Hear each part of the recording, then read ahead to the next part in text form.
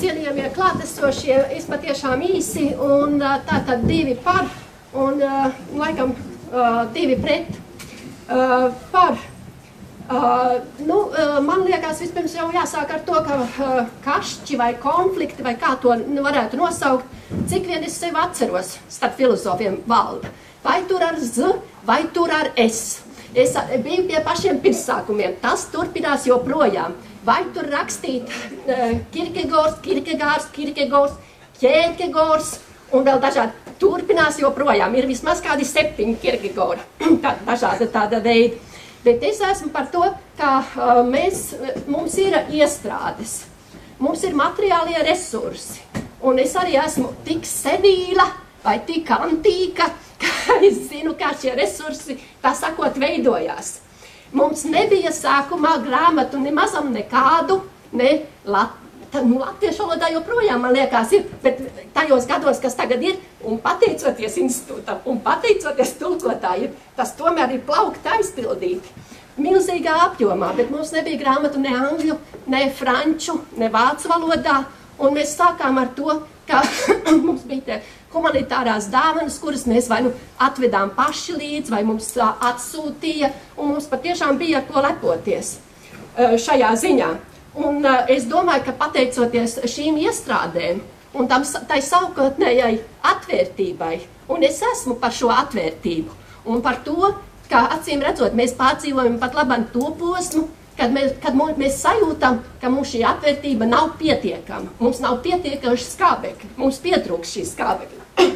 Acīm redzot, ir jādomā par to, kā šo atvērtību nodrošināt. Tie resursi, kas bija, kad mums brauc ārzemju viesprofesori katru gadu, man liekas, vai pa 5, 6, pat vairāk, mums tā kā drusciņi ir kritums. Mums tagad šie viesprofesori drīzāk ir pārcēlušies uz neitrālu zonu, uz, tā sakot, uz mākslas jomu vairāk uz šo te, bet mums nav šo profesoru šeit, bet es atceros, kad mums profesori atbrauca, vai tas bija no Aberdīnas, kur mums bija ļoti sistemātiski, vai tas bija no Maincas, Brēmenes, neatceros, no Helsinkiem, veselām rindām mēs varējām skaitīt. Es atceros, kā mēs toreiz likām studentiem, bija tas viens kredītpunkts iespējams, nedēļu profesors lasa un students pēc tam raksta savu eseju, un profesori arī bija tas piemērs mums, kā viņi laboja un strādāja ar studentu esejām, liekot plusus, mīnusus, vienmēr mēģinot sabalansēt.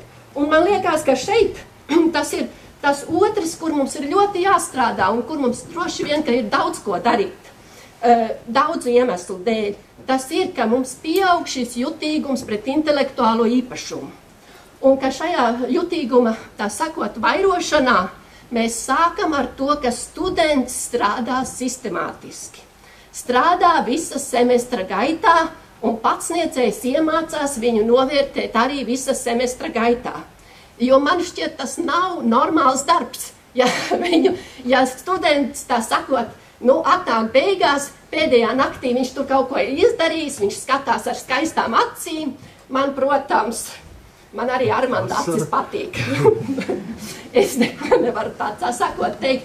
Es saprotu, ka daudz no jums strādā, bet šajā ziņā studijas ir, acīm redzot, arī šajā ziņā mums ir, tā kā, jābūt prasīgiem vienam pret otru, un tas nav viennozīmīgi vienos vārtos. Otrs par, tad D2 jau bija tas jutīgums un iestrādes un atvērtība un sistemātiskums. Un tas, kas mums pietrūkst, varbūt visai arī šai izglītības kvalitātes celšanai, varbūt patiešām ir mēģinājums izvērtēt labāk šos resursus, kas ir mums iespējams, un kas mums nav iespējams. Jo mēs pārdzīvojam to, ka, protams, mēs esam krietni pavirzījušies terminoloģijas izstrādēs, bet vienalga mums trūkst tulkojot to tekstu, vienalga mums trūkst tādas kopējas stratēģijas, uz ko virzīties. Kas ir tas īsteni pasūtījums, uz ko virzīties? Un šajā ziņā atšķirības starp studentiem ir milzīgas. Ir studenti, kuri, protams, izmanto pilnā apjomā arī visus tos rīkus, ko piedāvā globalizācija, proti audio, video. Taču es zinu arī studentus, arī studentus, ka viņiem šie rīki daudziem arī neko nedod, jo mums nav iespējas vai viņiem nav iespējas bijis apgūt pietiekami svešvalodu, vienu no svešvalodām, pirmo, otro svešvalodu. Es atceros, ka tajā laikā, kad es studēju, tad man teica cienījamais Zariņkungs tā, nu, ja jūs nemākiet tur tā angļu, vācu, franču valodā, tad ko jūs te tā kā gribiet darīt? Domāšana ir pēc iespējas vairāk nepieciešams šīs te valodas. Protams, ka tagad mēs lielā mērā varam iztikt un vienmēr runājamies arī ar vācu un franču kolēģiem angļu valodā, bet tas neko nenozīmē. Pret ko es esmu? Es esmu pret polarizāciju, kas rodas no tā, ka mēs vārdus izmantojam drīzāk, nu, es nezinu, afektīvi, emocionāli, ar iepriekš, tā sakot, nospriestu tādu vērtējumu, un es esmu pret vienpusību.